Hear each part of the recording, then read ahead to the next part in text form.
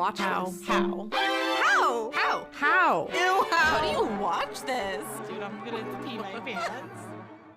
Hi, you're listening to How Do You Watch This, a movie review podcast where each week we recommend a movie in the genre we love, but they don't. My name is Demi and I love horror. My name is Megan and I love romance. And this week I had Megan watch the movie American Psycho with Christian Bale. Yep. Yeah, it was something. American Psycho was filmed in 2000 or released in 2000. It's rated R. It is an hour and 42 minutes long. It is a psychological horror, and it is directed by a woman, Mary Herron. Mm-hmm. So, there's a lot to talk about. I think that both of us are going to have a lot to say. This is kind of I don't know if I would say a cult classic. Because cult classic implies it's not as well done. Like, I would say The Room is a cult classic. I don't know that. Yeah. I mean, I feel like cult classics could Have a still be big like good following. movies. Yeah, Yeah, it is a movie with a big following. Yeah. A lot of people love Patrick Bateman's character. A lot of Yeah. incels and gross Oh, men yeah, of like to, course. say that he's one of their favorite characters, and that's really Cool. icky. Cool. And it's one of the reasons I didn't watch this movie for a long time, because I was like, Yeah. well, I don't want to support a movie like that. Yeah. Because I know this man is gross, and Uh-huh. I don't want to watch a movie that enforces that. But then when I watched it, and I think it helps that a woman directed the movie. I think if a man directed it, it would have been very different, because the book is really disgusting. I've heard. And yeah, so I think a woman director helped a lot, and I really enjoyed the movie, and it wasn't what I expected, Mhm. especially with Patrick's character. So Yeah, it was super interesting, and I'm glad to have finally seen it, to add it to the repertoire of classic movies that I need to watch. right. There's a lot that goes on, and so when I was writing my notes, I kind of did a little bit of a summary. And I didn't go scene by scene, because there's a lot of scenes, there's a lot of stuff. There's a lot of talking, Yes. conversations that don't really matter. Exactly. It's just a lot of men in suits just talking Yes. bullshit. And repeating scenes, Yeah. various concepts that are coming up again and again. So I kind of shrunk that down a little bit, and it's still really long, almost 3 pages of notes. So and Demi said she has a lot of fun facts. So Yeah. all right, so to jump in, there's a lot that happens in American Psycho that can be summed up in one sentence. Finance bro Patrick Bateman puts on the facade of being a nice guy when he is actually a deranged serial killer who thinks he is smarter than everyone else. Yeah. Yep. Yeah, I honestly, you know what? I'm actually literally about to say it in my notes. It's fine. Okay. To delve a little deeper, this movie continually shows us ways in which Patrick Bateman is surrounded by wealth and prestige. He is a vice president at some fancy brokerage or something. I literally have no idea what this man does. No one knows. All he does in the office is listen to music and draw on his little planner notebook. Yes, yeah. And fake phone call conversations. That's literally it. It's he says he works on Wall Street. That's most we get, really. Yeah, that's his whole personality. Yep. So what he does doesn't matter nearly as much as how he acts. He and his coworkers spend their lunches at bougie restaurants that cost, and I Googled this, in today's money, because they end the meal, there's 4 of them, it's $500, whatever. I looked it up. That's about $400 per person for that meal. Oh my God. I was like, they're like, oh, that's not that bad. And then I was like, honestly, $500 for 4 people to eat today, I would be in a fancy restaurant. I'd be like, okay, honestly, that tracks. But then I was like, inflation. Let's check this out. Unbelievable. That's crazy. Yeah. Holy shit. I can't imagine eating a $400 meal. We're currently watching season 3 of The Bear, and they make the fanciest freaking meals ever. And I'm like, I would love to try a Michelin star restaurant someday, but I'm terrified to try it, because it would just be $50 for a dollop of cream on your Right. plate. It's like, is it worth it? Right. I'm sure it's a cool experience, Yeah. if you're able to do it, but yeah. So the value in a person seems to revolve around the show you put on. A concept that's comically seen in the continued flashing of business cards. Dude, I love this scene. It's unbelievable. I was like losing my mind. And even as someone who does design work and shit like that, I was like, you guys. This bone color, off white. And like the slightly offset different papers that they were using. Yeah. So these men at the office are constantly making new business cards around the variation of a whitish background with a black serif font. It is just... They're like almost all nearly identical. Yes, they all look the same. And the idea that these boring cards are somehow nicer than the nearly identical boring card that Bateman has is enough to repeatedly send him into a rage. Dude, that scene, like Christian Bale's acting. We'll have to talk more about his acting in this movie. But that scene, the other actors said that Christian Bale would just break into a sweat the same part every time they would redo that scene. And it's like crazy. It's crazy how much like body control, like his acting is. That's insane. It's really insane. And so they were like, yeah, he would just break a sweat at the same exact time every time. And I'm like, I can't even imagine. Like over the business cards. Right. Crazy. Yeah. Christian Bale's an animal, dude. It's wild. That's pretty impressive. He's kind of a dickhead though, isn't he? Yes. In real life? Okay. I just making sure. I mean, he's a great actor, but I've heard he's... Like you said... You said like one nice thing about him, and I was like, but just for the record. No. He's a great actor. Yeah, I've heard that because didn't he like lose his temper during some set? Like he was like a real dickbag. I think he lost it at people. It's like, bro, relax. Yeah, calm down. I mean, he took American Psycho too far. It's like part of him. Yeah, it's part he is Patrick Bateman. Yeah. So Bateman is also obsessed with his looks, having a longer daily moisturizing routine than any influencer I've seen on TikTok. I'm impressed. Yes. I was like, dude, I'm lucky if I do try to moisturize every day, morning and night, but there are days when it doesn't happen, whatever. This man is religious in his he has like usage. 2 types of facial soaps. He does mask. He does a certain cream. It's wild. Yeah, it's really intense. And then he proceeds to work out in his tidy whities and show way too much bulge. I felt like I needed to cover my eyes. I was like, and it's not sexy. I don't know if it was in 2000, but looking at a man work out in tidy whities is not sexy. I mean, maybe 2000 briefs would have been fine, right? Yeah. Like there wouldn't have been as much movement happening and like slack in the fabric. Yeah, I mean, tidy whities never really look around anyone. No. I mean, he still looks good, but you know, it's not. I think it was more popular maybe early 2000s. I don't know. I don't know when whitey tidy started to go out of style. I don't know. So he is so obviously emotionally numb because he turns porn on for background noise the way most people turn on sitcoms, you know, like every once in a while you turn on a TV show you've seen 100 times before, it's in the background, whatever. That's him with porn. He's on the phone with this woman just like chatting, and in the back. It's so distracting, dude. It's like insane. I was like, look at his face. Look at his face. I don't want to watch I'm that. so uncomfortable. Yeah. I was like, please turn off your TV, dude. It's unreal. He's also cheating on his fiance, who's cheating on him. It's all a mess. Completely unrelatable. Yeah. Doesn't matter. No.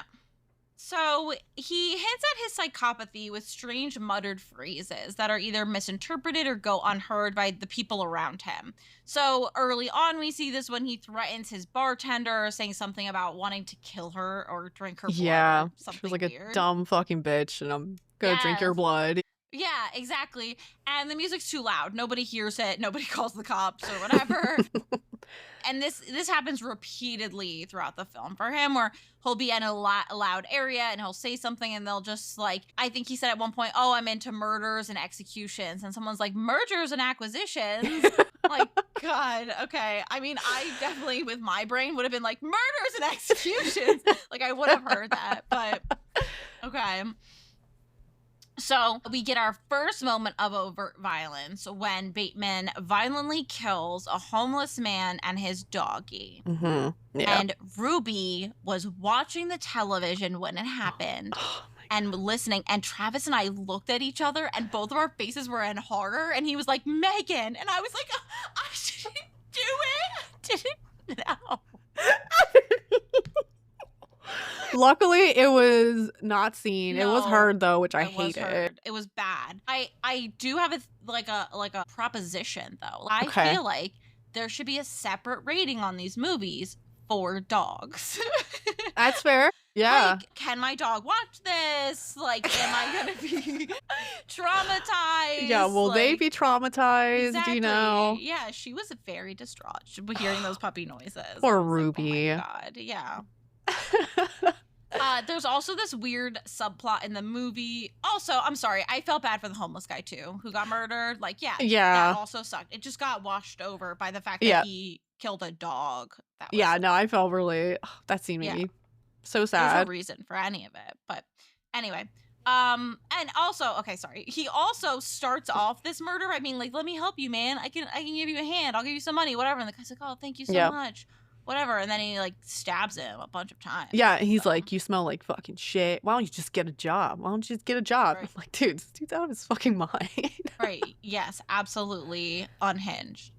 So there's this weird subplot in the movie that manages to confuse the characters and the viewer.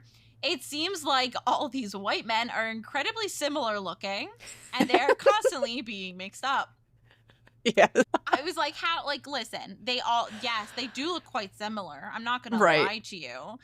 But the fact that you work with this person every single day and you can't distinguish their face, how high on cocaine are you? Yeah, very. You know, and it's also just, I guess, like satire, a joke on that everyone is the same. No one cares that much to know these people. Yeah. So they're just like, oh, yeah, it's so-and-so, and it's not that person at all. And yeah, no one cares. They only care about themselves, so. Yeah. So this proves fruitful for Bateman, who's able to pretend to be someone he isn't for the purposes of chatting up a man named Paul Allen. What's important about Paul Allen? Nothing, except he's able to get reservations at a restaurant that Bateman hasn't been able to go to, and his business card is slightly nicer, apparently. Yep.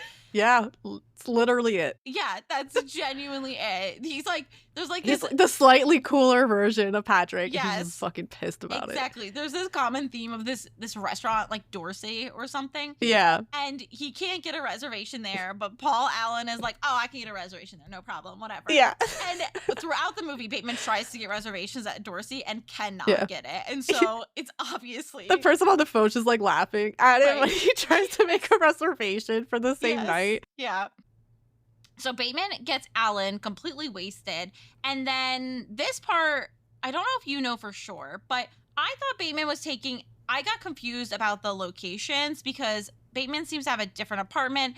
It seems to me, when I looked it up later, Bateman takes Allen back up to his own apartment. So back up to Allen's apartment. Okay, so that's the case. Because at first I was like, does Bateman have a second apartment? Like, does he have a murder house? Yeah, I mean, so he has his own apartment, and then it's Alan's apartment, which is like the other apartment you see in the movie. So yeah, I believe they go to Alan's apartment. Yes. Yeah, because that's what they said when I looked it up. Mm-hmm. Where he puts on Huey Lewis and the News, and then he axe murders Allen, thus ruining Huey Lewis and the News. Yes. Dude, I was like, this scene was actually pretty funny. Yeah. I have this like love of Huey Lewis. When I was younger, my sister won a Huey Lewis CD at a church auction. No way. Yes, and Fit to Be Square was on repeat in our car. Stop, that's so funny. Yes. So I know like all the words to that song. I listened to that album on repeat. My and God. now I'm gonna think about freaking Patrick Bateman dancing his way with an axe. With an axe. Yeah. Until he absolutely demolishes this man. No, this scene is so funny to me because he's Yeah. like, he has this weird love for music and he'll listen to different songs throughout the movie and he's just like, this song really encapsulates the way that this happens and the way to explain this. So he's talking about the song and putting on this raincoat and moonwalks with an axe, which was improvised. He just was doing shit. Yeah. I think that's probably one of the best one of the best scenes. Yeah. So he was just being a goof, and then he kills Paul Allen. So yeah, poor Paul. Poor Paul. I mean, not like, I don't know if Paul was like that great of a guy. None of the guys have been great, but you know, probably still, an asshole too. Probably didn't deserve to get axe murdered. No, would be my assumption. This is my most memorable scene, by the way. Yeah. Also, my deleted scene was the homeless man and the dog. Yeah, okay, I agree with that. We've got those out of the way. We're good. Yeah. Somehow, first, Bateman smokes a cigarette with his face covered in blood, which is pretty iconic. I won't lie. It's a great imagery, not a great moment, but you know, right. It looks pretty cool. Camera. Yeah. This is why like young men are like, damn, Patrick Bateman's cool. Yeah, because he smokes a cigarette. Yeah, he's smoking a cigarette with blood on his face. And it's like, all right, Patrick Bateman's a fucking pussy. Yeah. Yeah, he really is. So he drags the bloody bag with Alan's body through the apartment building without anyone getting suspicious. And this is a recurring theme. And I want to come back to this later because is it white privilege or is it what we're going to talk about later? Okay.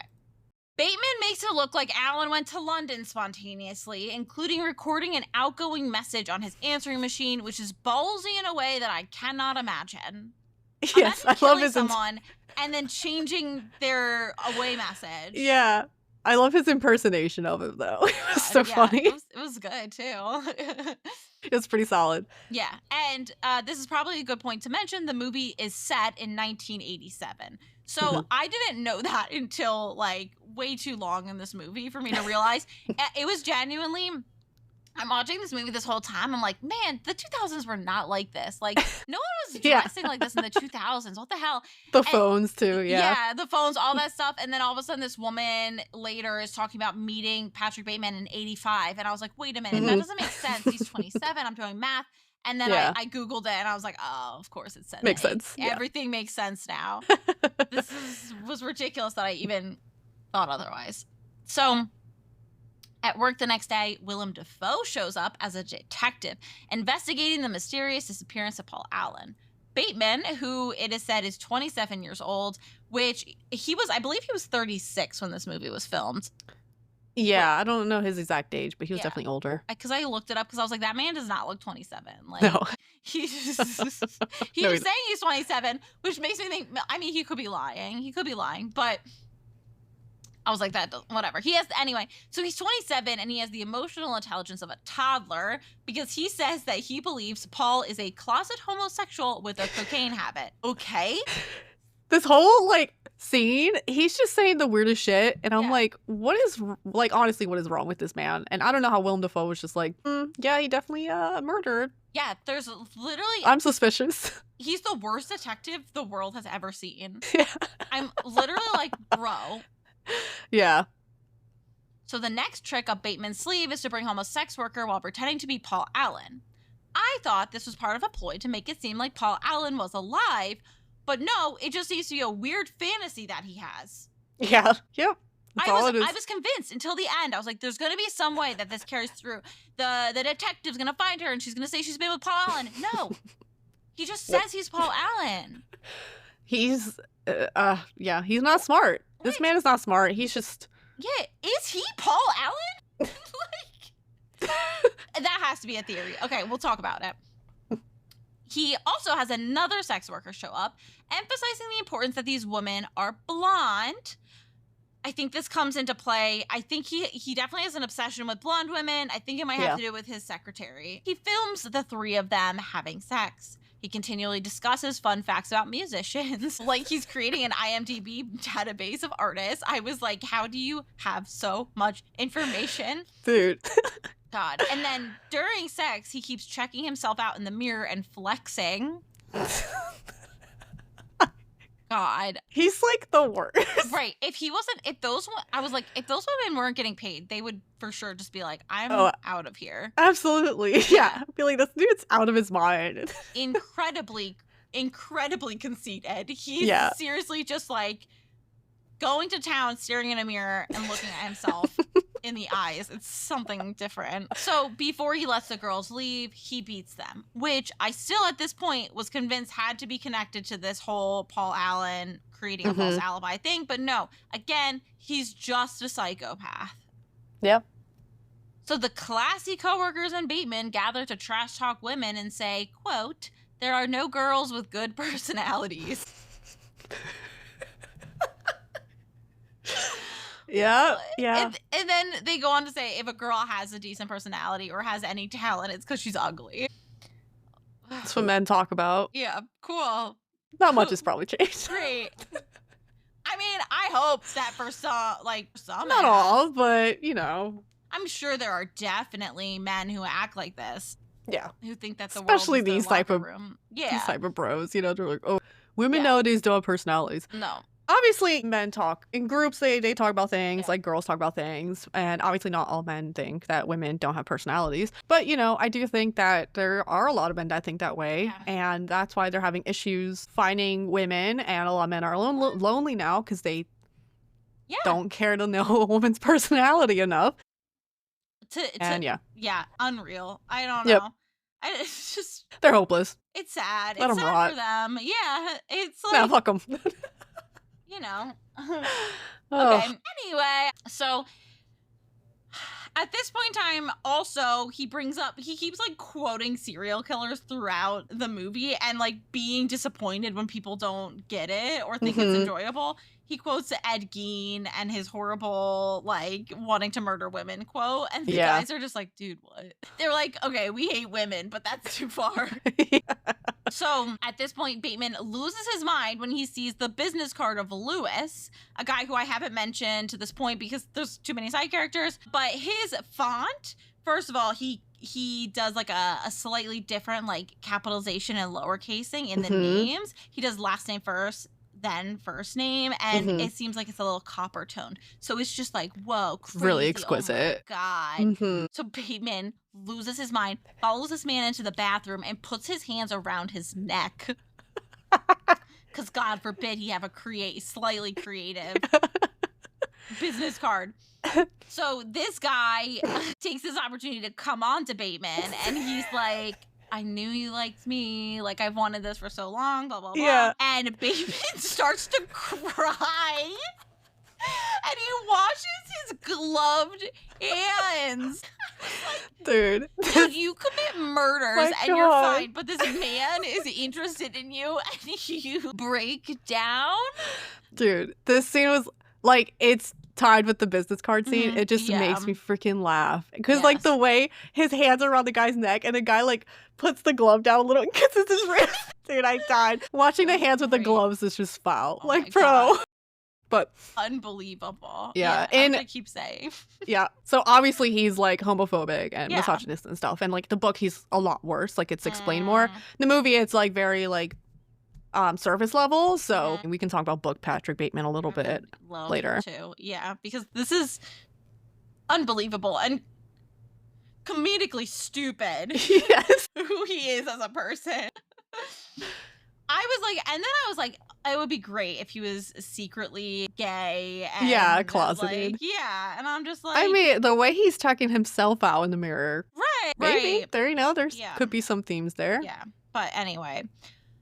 Another theme worth noticing is that Bateman will say whatever it takes to make himself liked or to get his way. At the beginning of the movie, he defends Jewish people when his coworker makes an anti-Semitic joke. At another point, he lists all the ways we can help improve the world, including women's rights. But it's clear these statements are merely for the benefit of those listening and not something he actually believes in. You can even see the people around him don't really fully believe him either, what he's saying. More to the point, he has no problem making racist comments about the sound of Huey Lewis's voice in an effort to protect himself when talking to the detective. He just doesn't have a moral compass. He's going to say what he wants to say to save his act. And, you know, earlier he's mentioned a few times that he is just like a show. Like he's not human. He is just this like being that's just there. So he just sees himself as, I don't even know, just crazy. He doesn't see himself as like an actual human being. He's like, I'm just going with the flow and just trying to fit in. So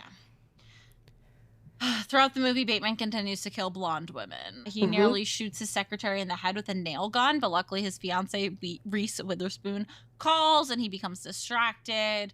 For a moment in time, it seems like he's about to get caught out by the detective, but Defoe ends up giving Bateman the out he needs to have an alibi. It's Mhm. just like, you think, no. Yep. The sex worker the sex worker from before has an encore performance when Bateman shows up with a wad of cash and convinced her to come home with him again. This time he drugs her and another woman before having sex with them. Bateman kills the one woman, but the sex worker happens to see this happen and she runs away. She's unfortunately chopped in half with a chainsaw during her descent down the staircase. This scene was ridiculous. Bateman is running through the halls of this complex butt naked with a chainsaw covered in blood. And tennis sneakers. He has tennis sneakers on? I didn't even notice. He has tennis I was sneakers so focused on his bare butt, just running through the halls. Bro was literally like, why have we never thought of this as a Halloween costume? Like a couple's costume. And he's like, why have we never seen anyone do this? And I'm like, you know what? It is funny. Just a naked with chainsaw and the sneakers and then a woman with blood being chased by it. Like, that's a good idea. If we were younger and hotter still. Yeah. Too old now. I know. Can't be doing that.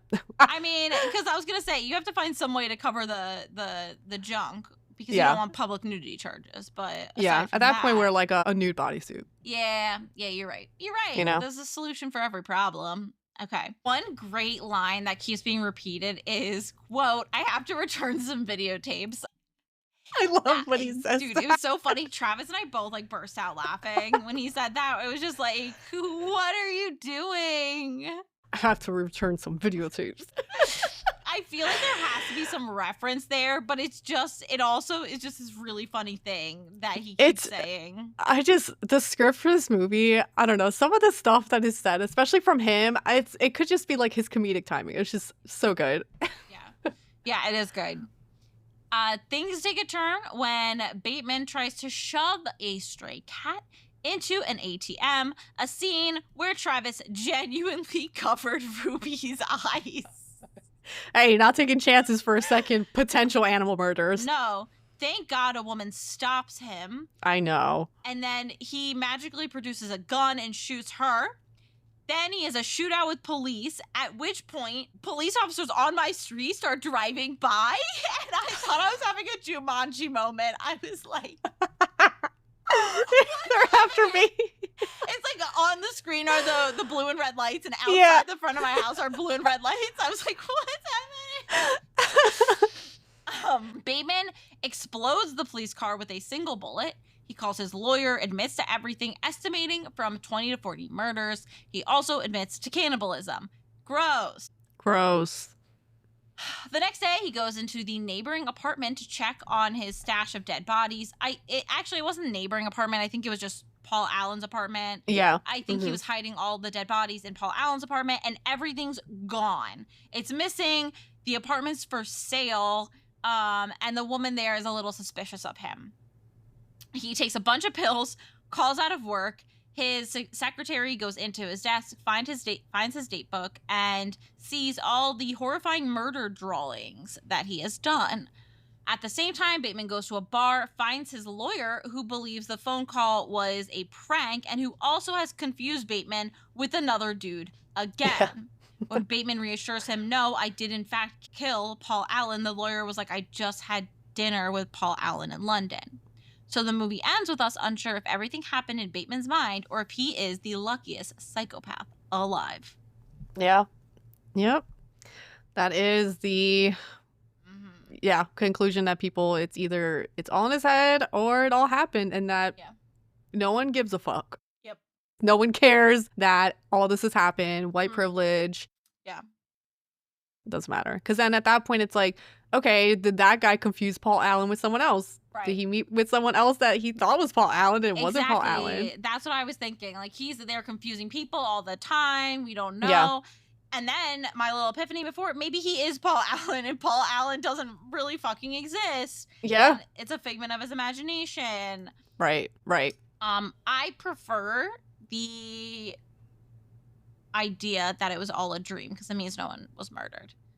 Yeah, that is a nice thought. I prefer that. I feel like if anything was in his head, it was like from the cat with the ATM onward. Yeah. And then him having a breakdown and having that call. But I don't know. It's, the whole movie is just like ridiculous. There's so much ridiculous stuff. And it's like, what? Maybe that did happen. Yeah, I mean, I don't know. Yeah, it's definitely, there is a shift in his mental state from the ATM onwards, in part because the ATM reads off to him, feed me a cat. Yeah, feed me like a that. stray kitten. Yeah. Dude, I was like nervous because I forgot about like the dog, and then when I saw the cat, I was like, oh my God. I'm like, am I just blocking out animal murder? And but luckily, thank God for it wasn't a cat as well. Because I would have been like, no, it was like an adorable little kitten, and I was livid, absolutely livid. It's nuts. This movie is a lot. It's a lot. Yeah, it was definitely well done. Yeah, I appreciated the comedy aspects. I really appreciated the fact that it wasn't overdone with gore. Yes, yeah. The book is gross. Like, there are people who don't finish it because it's that graphic. Wow. It includes a lot more like graphic and torture scenes of women, animals, and I think a child, or yeah, it's like really awful. Or at least he has a fantasy. Hell no, I don't read that. I will not be reading that. No. I'm not delving into that type of stuff. But yeah, I think he has like a fantasy about it, but it's like really dark. And that's why when I saw they're remaking it, I'm like, okay, they're probably going to make it. Yeah, they're probably going to make it like gross. So I don't know who the director is. I have to see. But that's why I say that the female director did a good job with it, because there was a lot of conflicting things about making this into a movie. Obviously, a lot of people were not fans of the book, and they thought it was gross and very misogynistic. And so there was a lot of negativity around that. And even like Christian Bale wanting the role, people were telling him not to because it could ruin his chances of getting other roles. But this was like, I think, his first main role. Wow. And it really like put him on the map. So it ended up working out for him. And this movie was very successful in the theaters with its low budget. And I think like the whole satire of it really made it better, because it is just like, it isn't this dark movie. Like, it is dark, but like Patrick Bateman's character is so like interesting and just so comical that it's like, he's such a clown. Like, I can't take this guy seriously. I can't take anyone seriously in this movie. No, and I think that that's where it's successful in the way that it presents misogyny, because you feel like the way it's directed, you're intended to laugh at the stupidity of these men and not be like, oh yeah, they're right, like we're part of the clique too. Exactly. It does feel very much like they're idiots, and it's also set like 13 years prior, so I think that in like the like big time where like Wolf on Wall Street sort of timeline where they're all doing drugs all the time, and no one's fully sane and they all are assholes. Right. And Christian Bale he wanted this role so bad. And when he read the script, he was like, this is so funny. Like, I love the concept. I love the character. And so he really, really pushed for this. And originally, Leonardo DiCaprio was supposed to play Patrick, but he was told not to do it because he had a lot of young women that were fans of him. And they were like, it's just not going to look good if you do this movie. Yeah, I could see that. Which is fair. But I think, the movie, at least when it was like being developed, I think a lot of people were expecting something really, really horrifying like the book. And it was a point where it was rated NC. They fought it and they took away like a few scenes to make it rated R. I really don't think it's super graphic. There are like sex scenes, the porn you see, which you don't see a lot. It's just mostly titties and just women bouncing around. And the murder, but like compared to some other stuff, I'm like, I think this is a very fair R. I would not see it higher than that. But main character. What? I know. No, he's so icky. Like physically. Yeah. Right. Yeah, physically. But everything else, the minute he starts talking, no. Absolutely. Absolutely no. There's Hard no pass. yeah, it's he makes himself very unattractive. Yes, he does. Yeah, and seeing as he's also the villain, obviously pass. Yeah. My survival chance, this one's hard. It's like, is it real? Is it fake? Yeah. Assuming it's real, I'm gonna put my survival chance at like a 3. Okay. I'm not but gonna go. you aren't blonde, so That's true. So that gives me a little boost. He's a little he's bit. probably Like, not gonna. But yeah. I had a blonde face. And by blonde, I mean box dye blonde, so it was Oh. technically orange. But Didn't we all have that face? yeah, I think All us it's brunettes. pretty common. Yeah. We tried. Would I recommend to a non-horror fan? I like this one was a little tough, but I went with no. I don't think that it would be something a non-horror fan would enjoy. I think that's fair. And my final rating of it first, before I give my final rating, would you like to give me your rating? Yes. I'm going to give it a 4. Mm-hmm. I enjoyed it. I think it's funny. I think it's enjoyable. And I really, really love Christian Bale's acting in this movie. I'm just like obsessed with how he talks and the way he acts. It's just really good. Yeah. I gave it a 4.5. Wow. Oh my goodness. What the hell? I rated higher than you did.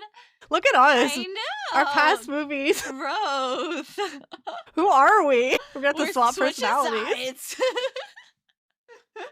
Holy crap. I thought maybe you'd like it, but I really wasn't sure. So, yeah.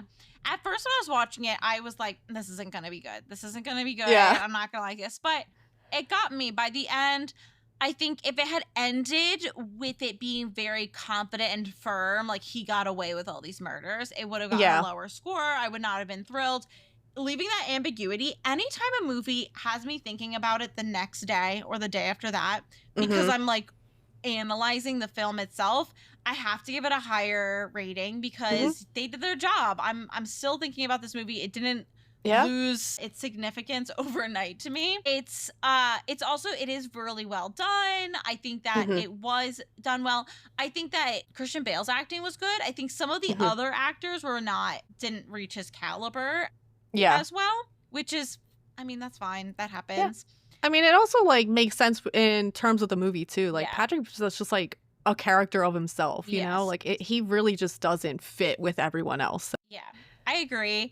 I think that like the misogyny was not great. It was done well in the movie, but you know, just the fact that he's such a true garbage human and does garbage things, I was like, like I can't give it. I can't give it a 5. It also didn't like have enough of a pull for me to give it the full 5. But it was really well done and it was good. I enjoyed it. I was like, thank God this one and not Talk to Me, which I genuinely on Saturday had a Talk to Me nightmare. No. Still, 2 weeks after watching that film, nightmares, haunting black-eyed children in my dreams. Like, oh my God. So, so it's definitely preferable on that aspect too, because I have not had a bad dream about it yet in all one day since I've Good. Yeah. No, I'm very happy that I watched this movie because like I said, I was like, I had no interest in watching that movie. I'm also not a huge slasher, but I was very surprised by it. And I do like to recommend it to people because it's just, I don't know, it's funny.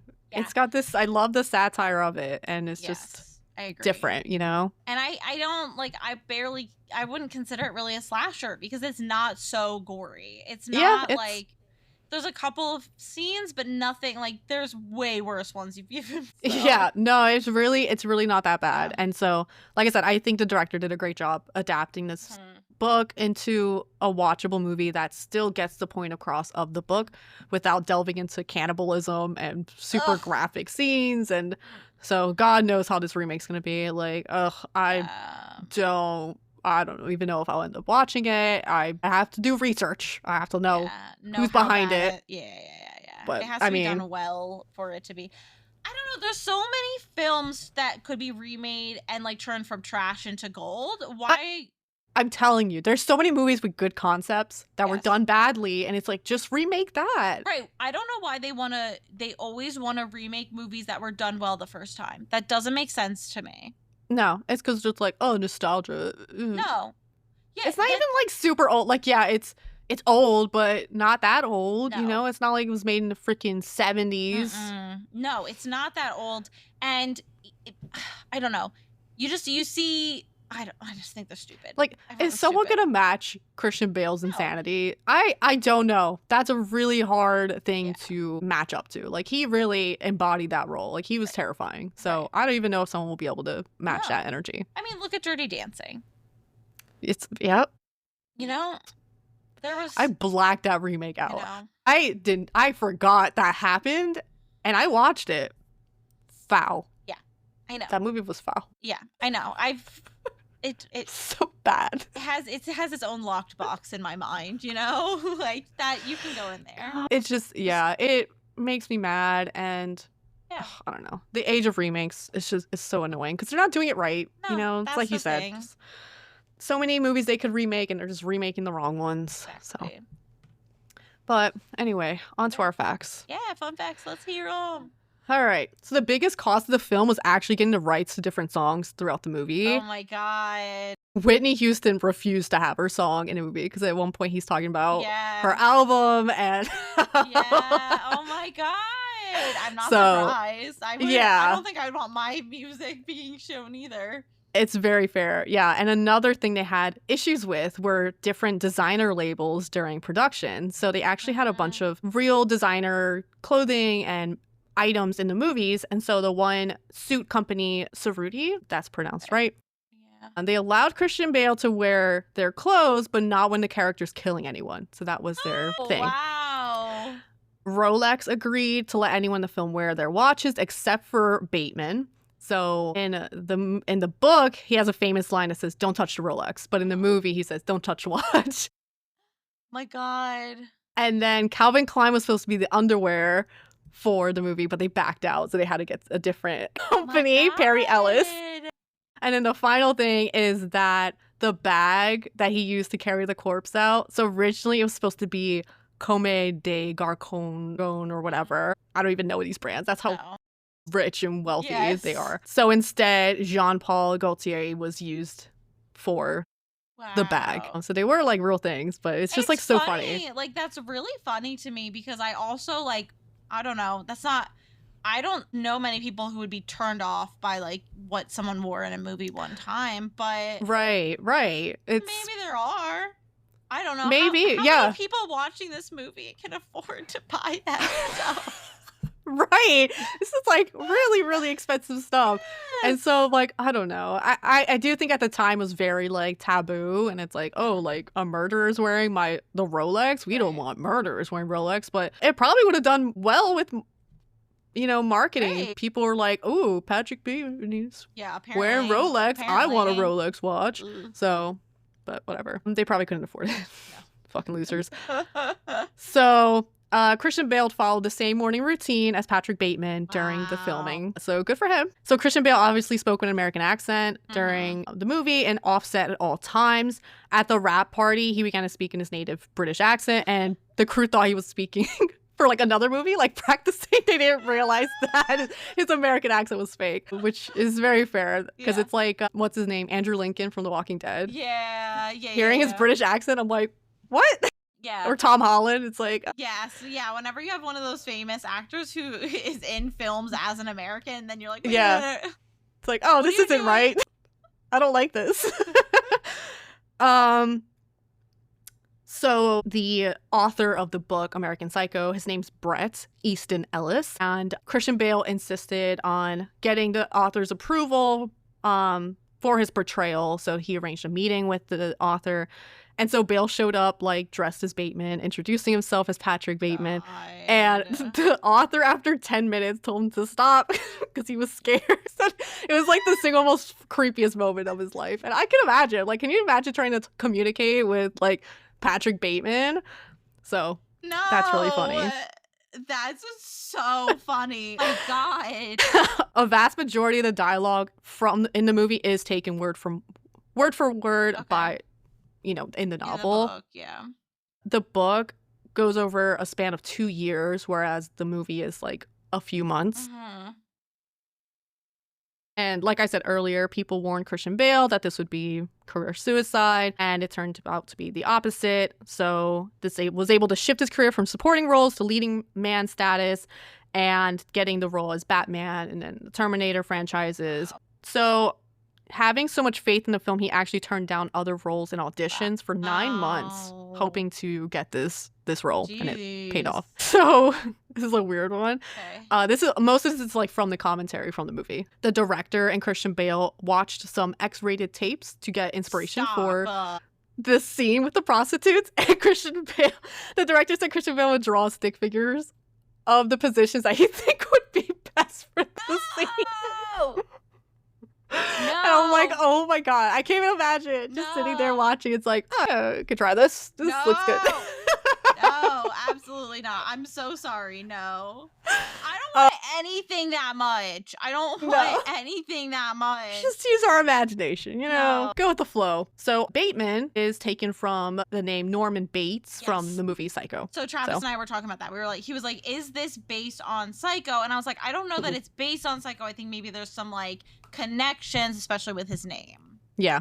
So definitely inspiration. A lot of the scenes in the book were removed or toned down from the film. A lot of extreme things, gross stuff. Media at the time jokingly described the film as an adaptation of a novel written by a misogynist, directed by a feminist. So, it's great. I mean, I hope that the author isn't a misogynist, but I have men. I mean, the book is also like making fun. Like it is like a satire. It is like graphic though, so I'm sure people are like weird about it. But he is like making fun of the idea of like white privilege and people in suits and getting away with literally anything because everyone's an idiot. Yeah. So there is still that connection. And I'm sure the author would have said more about the movie if he thought it wasn't matching what the book was about or what what he intended. So, 2 scenes that were improvised by Christian Bale. So the one is when he's jumping rope, he starts to skip and crosses rope like a schoolgirl. And then with him dancing behind Paul Allen to kill him. Great. Yeah. The director at the time said she just was dying of laughter because it was so funny. The confession to his lawyer took 14 takes, and the director kept pressing Bale to do another as he improvised like each one. So oh my god, that's like a lot because it was an intense scene. He's breaking down and crying and it's a lot. So I can't imagine doing it 4 times. 4 or yeah 14 oh 14 my god. And I think that's it. Yeah, so the events that Bateman mentions on the phone to the lawyer have all happened in the book, but obviously not in the films. So they have cannibalism in the book. Yeah, I don't know the details, but they mentioned cooked and uncooked cannibalism. And I'm like, nasty, dude. No. Hell no. No. Not interested in reading that. No,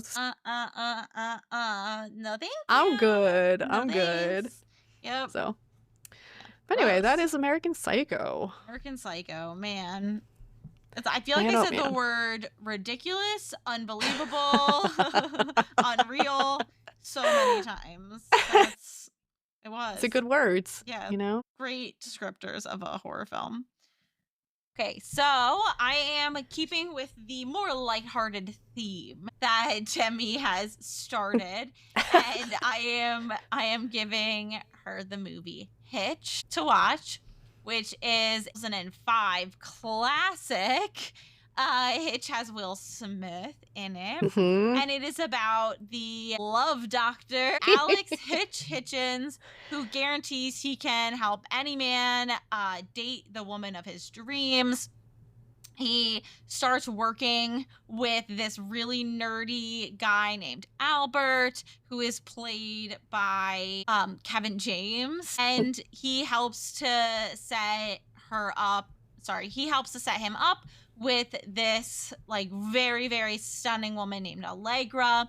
And over the process of working with Albert, he ends up meeting this woman named Sarah and starts to fall for her. And it's kind of like a lot of hijinks and all about, what women want and what men want. I don't know. I still remember the trailer to this movie and thinking it was like the funniest thing. Yes. and I saw it, God, so long ago. Mhm. I've probably seen it like once, maybe twice, like Yeah. around the same Okay. period because it was funny. Yeah. But that was when I was like maybe like 15, so Okay. Yeah. it's been a while. Yeah. All right. Well, I haven't seen it in a while, but I'm really Mhm. excited to rewatch it. I know that I had found it very funny when I was younger, especially like Yeah. he has an allergic reaction at one point. I remember thinking that was the funniest thing ever. Yes. So Yeah. I'm We'll see if it excited. still holds Yeah, up. yeah. We'll see if it's still as funny. But either Yeah. way, we needed a little bit of Yeah, well, pick me up. Yeah, it's been very heavy on how do you Yeah. watch this for the past like Yeah. month. little fun. Yeah. So no, it should be fun. I mean, I love Will Smith's Yeah. movies and great. stuff, so I'm sure I'll still enjoy it. Yeah. His charisma alone will be fun to watch. Carries So. it. Yeah, absolutely. Yeah. But Yeah, cool. so that's the movie I'm gonna have you watch. Awesome. Okay, well, thank you for listening to How Do You Watch This. You can find us on Instagram at How Do You Watch This and TikTok at How Do You Watch, or you can email us at howdoyouwatchthis@gmail.com. If you like the show, support us by giving us a review or recommending to a friend. And we'll see you next week with Hitch. Woo! I don't know why I did that.